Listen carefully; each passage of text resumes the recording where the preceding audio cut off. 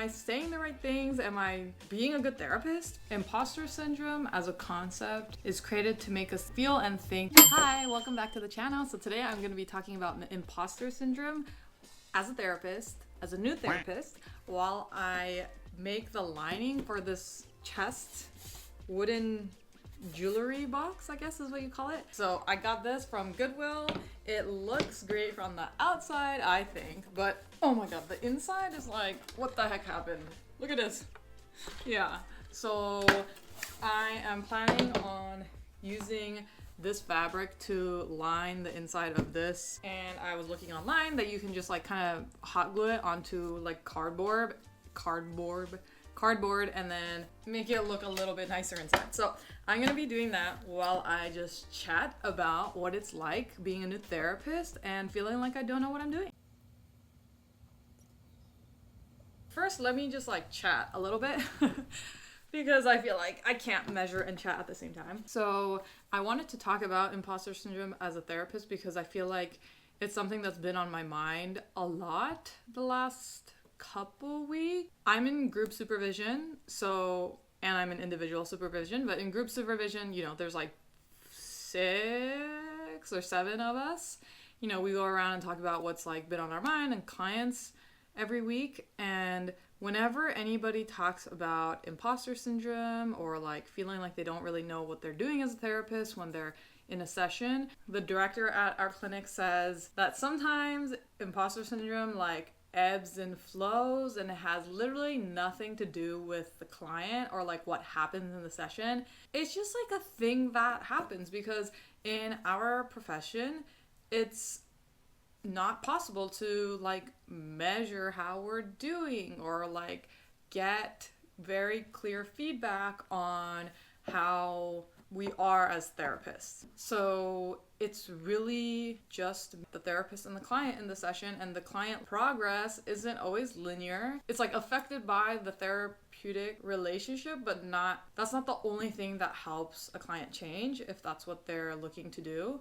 As a therapist, really hard to tell like how much of an impact you have on your client. And I remember when I was like recently out of college and I had a hard time with imposter syndrome when I was working in tech because I felt like I wanted reassurance that I was like doing a good job at the work that I was doing. Like in school, you get graded, you get an A or you get a B, and you like pretty clearly know how you are relative to other people and the expectations as a student, how you're doing. But when I started working, I was like, oh my God, this is so stressful. I have to like give 110% because I have no idea if it's enough.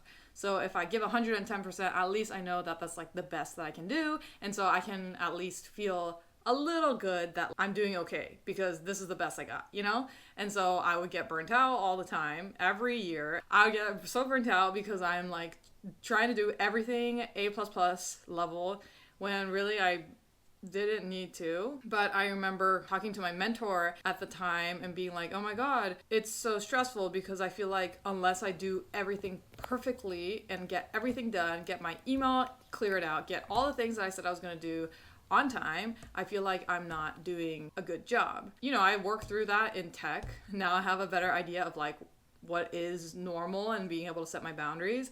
But as a therapist now in this new career, I'm just like, it's all back. I'm like, so am I doing enough? Is this working? Am I saying the right things? Am I being a good therapist, basically? And and I think about that a lot. And it really prevents me from kind of just like showing up as me and really trusting my intuition in the session when I have all these thoughts that's like, oh my God, would this therapist say this? Like, would my supervisor say this in this situation? And really thinking about like what other people would do in a situation. Yeah, that like really bogs me down. Like I said, like it's only the client and the therapist in the session. So unless I record myself or like there's a 2-sided mirror, there's like no easy way for a supervisor or somebody else to like know what's going on in the session. So the best feedback that I get sometimes is like when a client says something, when the client's like, oh my gosh, you were amazing, you helped me so much, or oh my gosh, that was not helpful at all, I want to work on this. But when a client gives feedback, I feel like I have a lot to like process, because is the client giving me feedback because they want me to feel better? Are they giving me feedback because they like me? Like, there's hard to understand where the compliments are coming from sometimes. And then maybe this is just me, like, not internally feel like I'm not doing a good job. So no matter what somebody says, I feel like it's not enough. But anyways, that aside, I'm trying to say is that it is almost impossible to know if, like, to assess a therapist, because the progress of a client, and I always put progress in quotes because, like, progress makes it sound like the client is, like, deficient, or like there's something that needs to be changed in the client, and so we're, like, progressing towards, like, a better version of the client, which I don't necessarily believe. I just want to follow whatever the client wants to do. Let's say the client is wanting to change, then I guess it's progress towards that change the client wants to see. But I'm not here being like, okay, I think this is the change that the client should have. I'm not about that. So anyways, that's why I put progress in quotes. Okay, let me get a little bit of this done because I feel like I am not doing anything. So I've gotten, like, the sides of this top part done. Oh my god. Is it fitting? It's not fitting. Oh, so the goal for today is to have this sides for the bottom part done. First, I need to measure this bottom part.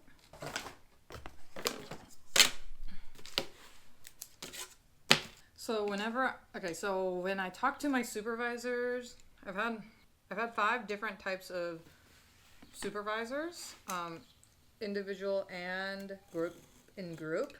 And I feel like there's, like, 2 ways my supervisors have responded when I say that I don't feel confident or don't really know what I'm doing, or I feel like I'm second guessing myself a lot. One of them is they're like, okay, what can we do to make you feel like you do know what you're doing? Like, how can I help you feel like, basically, have more confidence in what you're doing?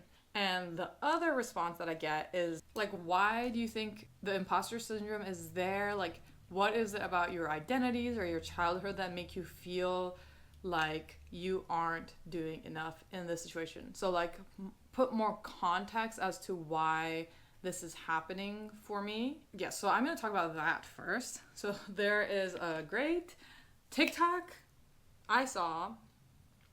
I'm going to watch it right now because I feel like it does a really good job of putting context as to how this word imposter syndrome came about in society and, like, what it's really aimed to do. I'm going to watch this really quick. Because you see, imposter syndrome, it's not my problem to solve.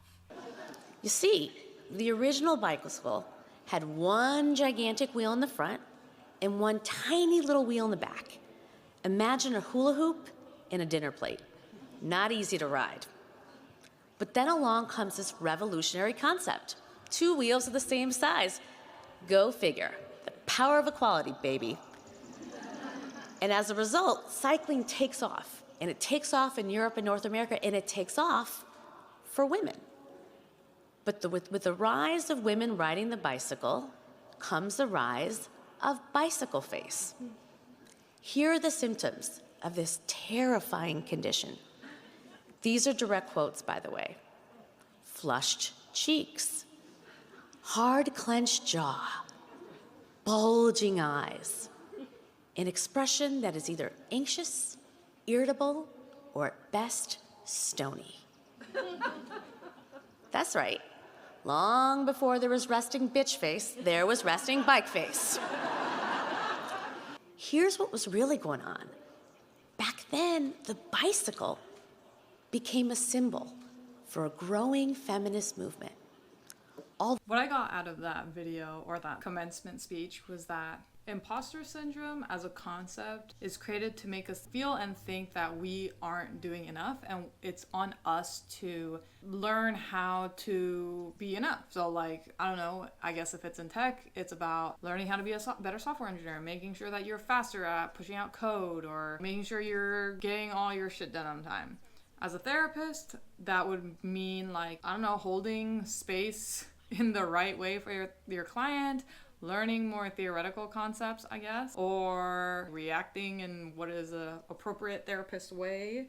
So I guess like those are all things that we may think that we need to be better at. But in reality, like maybe we are doing enough. And that's what I guess I was trying to lean on as a new therapist, was that maybe I am doing enough. And sometimes it's really hard to think that. And sometimes maybe it's not enough. And, clients do terminate and decide to go with another therapist, and it's not a good match. I guess I feel like I sometimes am not doing enough, which is a specific type of feeling like I'm not enough. Like sometimes in therapy, like a lot more can come out when I'm doing less as a therapist. Sometimes it is more therapeutic to let the client take up space and process what they need to process. And for me to not go in and be like, hey, did you notice this happened? Or what do you think about that? Or, just like coming in and really like doing something. Sometimes we don't need to do anything about processing. And by doing nothing, we are doing something. And sometimes that is so valuable, because a lot of the times in our society, when we are going through shit, a lot of people give us advice. From my experience, my friends sometimes tell me like, oh, don't feel that way, or you should do this. If you're not feeling motivated, why don't you try these things? Try bite-size tasks instead of making it so large. Set realistic expectations. I don't know, like there's a lot of like, try this or try that if you're feeling stuck or you want more motivation. And sometimes, all we need to do is to tell somebody that we feel stuck, and we get unstuck. As a therapist, I'm still balancing out, am I letting the client process their stuff, letting them do their thing, and is that what I'm doing right now, is like letting them do their thing? Or do I feel like I don't know how to be involved in their processing? I don't know if that made sense. Like, I think what I'm trying to say is sometimes what societally we view as doing nothing is doing something in the therapeutic space. Yes, I think that's what I'm trying to say. And sometimes when we do something in the eyes of society, like give advice or give tips, share knowledge, sometimes that is not helpful in the therapeutic relationship. And a lot of, at least my imposter phenomenon, I'm calling it phenomenon now that I watched that video, because my imposter phenomenon, also Gestalt people love to use the word phenomenon, because we are a phenomenological therapeutic modality. It's all about phenomenology and what we're experiencing in the moment from our perspective. But anyways, a lot of my imposter phenomenon is about not doing enough in the session. And sometimes doing more is not helpful. And sometimes doing more is helpful. And it's the best way to make contact with the client. But I don't know. I'm just like rambling now about basically like how I think about my imposter phenomenon. My battery died on my GoPro, so I'm finishing off on my phone.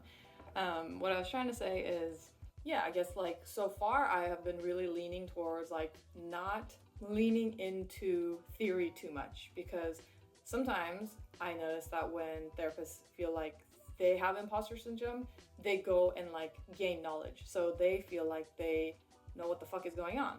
But recently I've been more interested in the theory. So I've been reading more books that my supervisor recommends, and I've been trying to like use a Gestalt framework to understand what I'm doing. I feel like there's things I'm doing in session and I don't have the Gestalt terms to explain what's going on, but something is going on. And so that's kind of like what I'm working on in supervision right now. I don't know, like I feel like I was pretty rambly in this video, but basically what I'm trying to say is imposter syndrome phenomenon is like very real as a new therapist, and I've heard it takes like 5-7 years until we don't feel this way, according to someone who told somebody this information to me. So it's just like a part of the job. I don't know anybody who doesn't have this. I don't know anybody who just like got over it. And if they did, then I would really question them, because I think that a healthy sense of imposter syndrome, or like uncertainty, or not like being so certain about what is happening in a moment with a client, or like certainty around what I should do or what I want to do, is good in a therapeutic sense, because that means that we are following what is happening in the here and now, instead of like planning out what we think is going to happen. Yeah, so was almost done finishing up. I'm pretty close to finishing up all the sides of the box, and now I've realized that I am out of my fabric, so I'm going to go to Michael's to buy more fabric, and then hopefully find a box that is big enough to like cover the whole bottom and top part, and then I really want to be done with this so I can finally use it. So that's the update on my box. Hopefully I'll carry you along while I finish up working on this box and getting all the materials for it.